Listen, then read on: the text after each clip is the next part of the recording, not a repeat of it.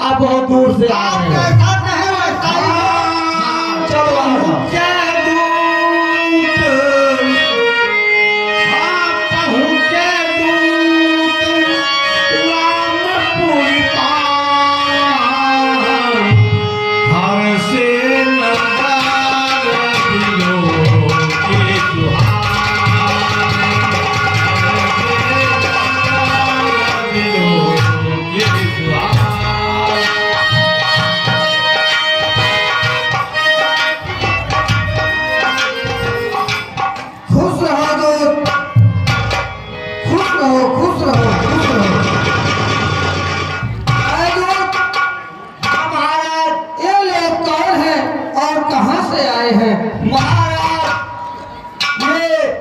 जनकपुर से आ रहे हैं।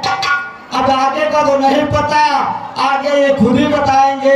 हमसे बोले कि हमें महाराज के पास ले चलिए, मैंने इन्हें आपके पास ले आया। महाराज है तो आप जनकपुर से आए हो, कहो मिथिला नरेश महाराज जनक का क्या समाचार है? सब कुशल तो है ना?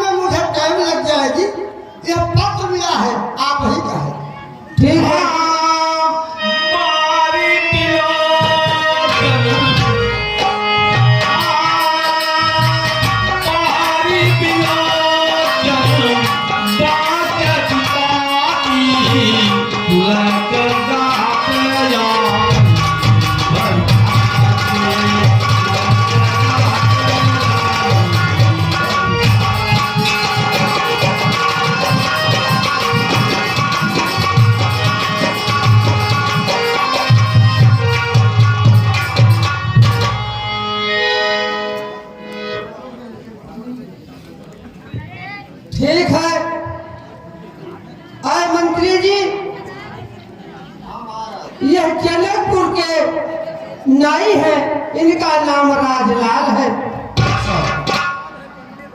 और इनको अब अतिथि गृह में ले जाइए, इनका आदर सत्कार करिए, क्योंकि महाराज जनक अब हमारे रिश्तेदार हुए, तो उनके यहाँ से आए हुए उनकी समस्या है, प्रजा हो या मंत्री हो या दूत हो, वो सब हमारे उसी तरह संबंधी हुए।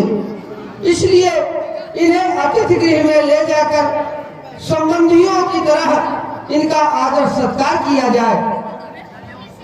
महाराज आपकी आज्ञा सिरोधार है। दूत। हाँ मंत्री जी, ये जनकपुर से आए हुए हैं। हाँ, ये हमारे अतिथि हुए हैं। महाराज का आदेश है कि इनको अतिथि गृह में ले जाइए और इनका आदर सत्कार कीजिए। जैसे आपकी आज्ञा मंत्री जी। ये सत्कार में किसी प्रकार की कोई कमी नहीं होनी चाहिए। ठीक है मंत्री जी।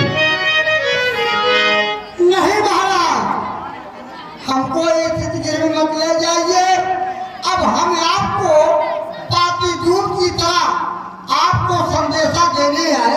अब यहाँ से हम जा रहे हैं। क्यों?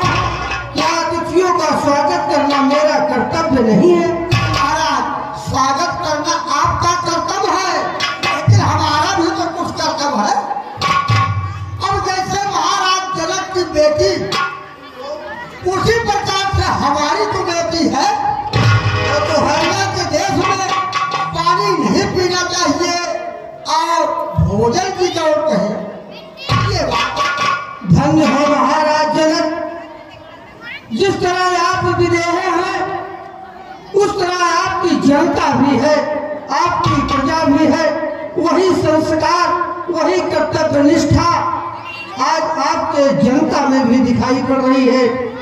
ये छोटा सा दूत आपके कर्तव्य का किस तरह पालन कर रहा है, ये सुन करके मैं गदगद हो गया, मैं अति प्रसन्न हो गया। तो ठीक है, ऐ सुमंत जी, ये इनके धर्म की बात है, धर्म प्रतिज्ञा है। ये अपने यहाँ जल नहीं पी सकते, कुछ भोजन नहीं ग्रहण कर सकते, तो इन्हें कुछ भेंट स्वीकार करे, इन्हें कुछ दान दक्षिणा दे करके इन्हें विदा करे। तो आज्ञा महाराज। ऐसे हाँ मंत्री जी, महाराज का आदेश है कि ये जनकपुर से आए हुए हैं और ये जो है हमारे यहाँ भोजन पानी कुछ नहीं करेंगे। ये इनके यहाँ का संस्कार है। तो महाराज का आदेश है कि इनको फल फूल एवं तमाम मुद्राएं दे करके इनको विदा कर दीजिए। ठीक है मंत्री जी, जैसी आपकी आज्ञा। ठीक है महाराज, बात यह है जो दान दक्षिणा की बात है, तो दान तो हम करेंगे, गाँव हम पूजेंगे, दान हम करेंगे, जो मोटर साइकिल से लेकर कितना तक होगा वो हम करेंगे, आप उल्टा पुल्टा काम करते हैं।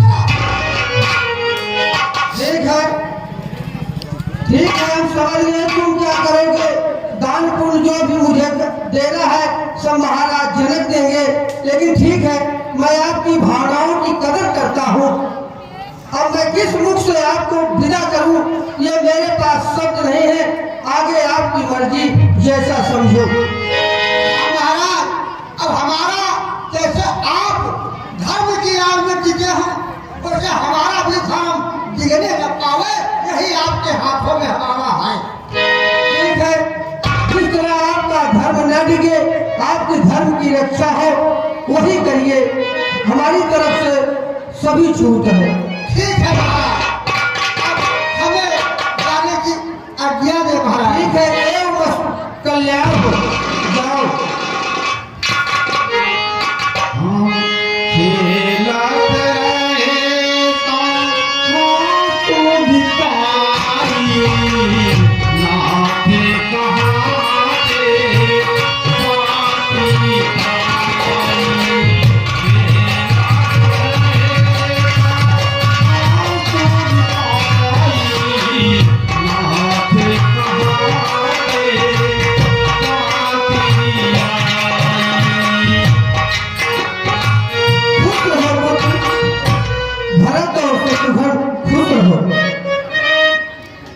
पिताजी, यह पत्रिका कहाँ से आई है?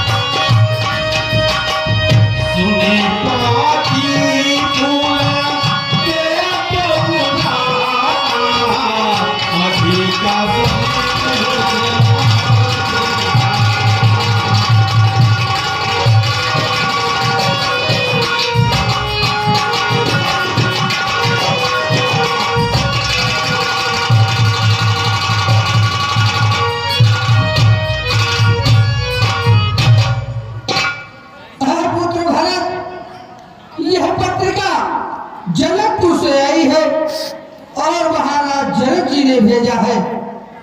अरे बेटा भरत और शत्रुघ्न, इस पत्रिका में लिखा है कि महाराज जनक जी के पास पिनाक नाम की एक धनुष थी, जिसे भगवान शिव ने दिया था। वह बहुत भारी धनुष था। एक समय उनकी पुत्री सीता जी ने उसे अपने दाएं हाथ से उठा लिया। महाराज जनक जी ने, बेटा सुन रहे हो, महाराज जनक जी ने उसी दिन यह प्रतिज्ञा किया कि इस धरा का जो भी वीर इस धनुष का खंडन करेगा, मैं अपनी पुत्री सीता का विवाह उसी युवक से करूंगा। है बेटा भरत, उन्होंने बहुत बड़ा स्वयंवर तो रच दिया।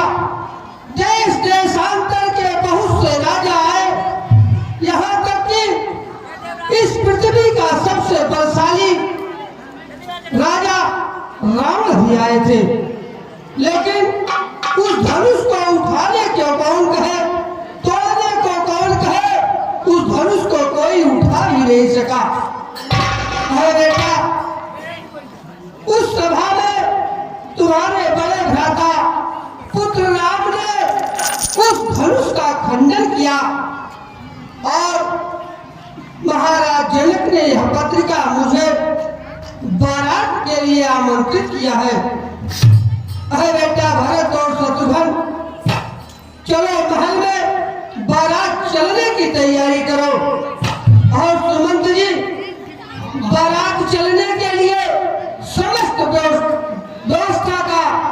व्यवस्था करिए। हर चीज का साधन होना चाहिए, मनोरंजन का भी साधन साथ में लेकर के चलिए। बारात धूमधाम से चलिए, बहुत खुशी की बात है। जी महाराज, बहुत ही खुशी की बात है। अब तो बारात लेकर के चलेंगे ही हम लोग।